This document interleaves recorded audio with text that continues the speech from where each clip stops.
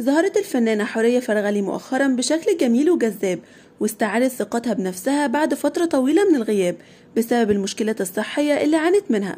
فظهرت حورية في مجموعة من الفيديوهات والمقابلات، وكانت بتتصور مع معجبيها وبتهزر معاهم، وكان واضح جدا ان حالتها النفسية متحسنة.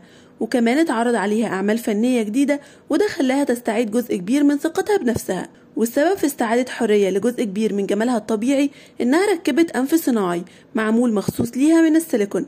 عملوا ليها ماكير اسمه فخراني، وقالت إنه بيظبط شكل أنفها بالسيليكون، بس لازم يتشال بعد 12 ساعة.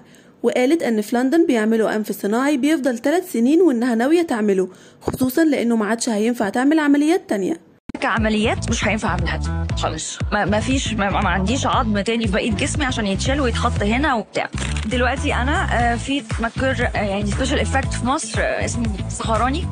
انا عايزه اقول لك ان هو بيظبط مناخيري بالسيليكون، والمناخير دي بتقعد 12 ساعه، بعد كده لازم اشيلها.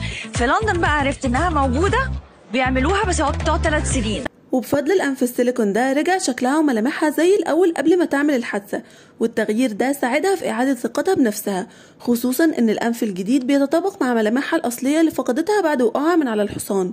والخطوة دي جت بناء على اقتراح من المخرج خالد الحجر، ونجحت بعد سلسلة من الجراحات والفحوصات اللي عملتها في إنجلترا. وأكدت مصادر قريبة من حورية إن الأنف الجديد ده أثر بشكل كبير على معنوياتها.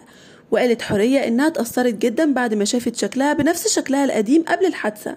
بس للأسف الموضوع مش بسيط خالص من الناحية المادية، فالأنف الصناعي بيتم تصميمه بتقنيات متقدمة، لكن بصراحة النتيجة تستحق كل اللي اتصرف واللي لسه هيتصرف.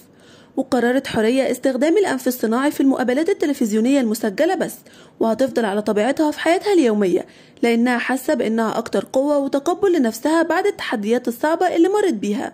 خصوصا ان مشكلة حورية ما كانتش بس في شكل انفها، لكنها عانت كمان من مشكلات صحية كتيرة بعد الحادثة، منها اصابات في الديسك الظهري، وده خلاها تخضع لسلسلة من العمليات الجراحية المتقدمة في دول مختلفة منها امريكا.